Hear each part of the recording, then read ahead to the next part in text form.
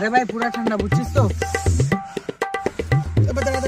কি হয়েছে ভাই? কোথাও মানে ইঁদুর মারা গেছে, বুঝছিস তো? বাজে গন্ধ আসতেছে। কোথায় বুঝতে পারতেছি না, এখান থেকেই কোথাও বুঝছিস তো? অন্য জায়গা চল। হ্যাঁ চল চল চল। 5 minutes later.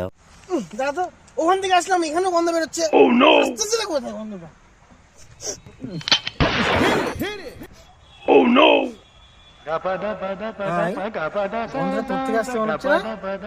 না না কই, কবে থেকে স্নান করিস না? আরে বেশি না, 1 মাস থেকে করি না। স্নান করিস না 1 মাস থেকে? আমার সাথে ঘুরতে, আমার সাথে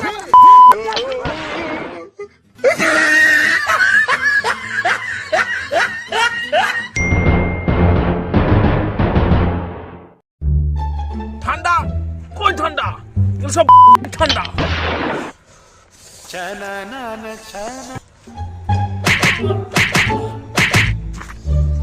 কিরে গোবিন্দ, কেমন আছিস? ভালো ভালো। কিরে তোদেরকে ঠান্ডা লাগছে? না ভাই পুরো গরম লাগছে, এই যে ঘাম পড়তেছে, আমি মুছে দে। কিরে তোদেরকে ঠান্ডা লাগছে? আমাকে দেখ আর শীত। ও তোর ঠান্ডা লাগে না? নেভার। বন্ধু একটু এদিকে আয় তো, তোকে একটু স্পর্শ করি।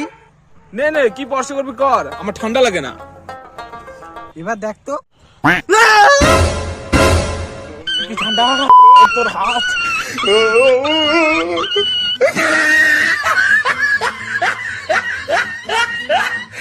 ভাই তুই চালা। তুই চালা, আমি চালাবো না। তুই তুই আরে ভাই কেউ তো চালা। আমি তো চালাবো না। আমিও চালাবো না। গোবিন্দ 10 টাকা দেবো। কার লোভ নাই আমার। তুমি তোকে রিচার্জ করে দেবো, 1 বছরের রিচার্জ অলরেডি করা আছে। আরে ভাই তোরাই বল তাহলে, তোরা কি করবি?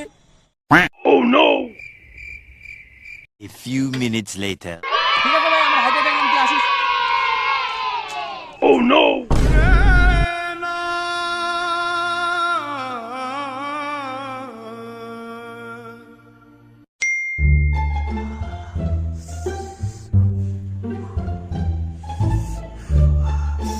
ভাই শীতকালে এখন তো আপনার কি মজা না? হ্যাঁ ভাই একদম ঠিক। তুই তো কিছু বলিসই না ভাই। ভাই জল বোতলটা দে তো, জল খাবো।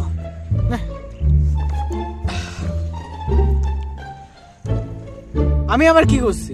কি বলবো আর গোবিন্দ তোকে? কেন কি হচ্ছে? আর তার গা দিয়ে ইঁদুর পচা গন্ধ, বা স্নান করে না 1 মাস থেকে।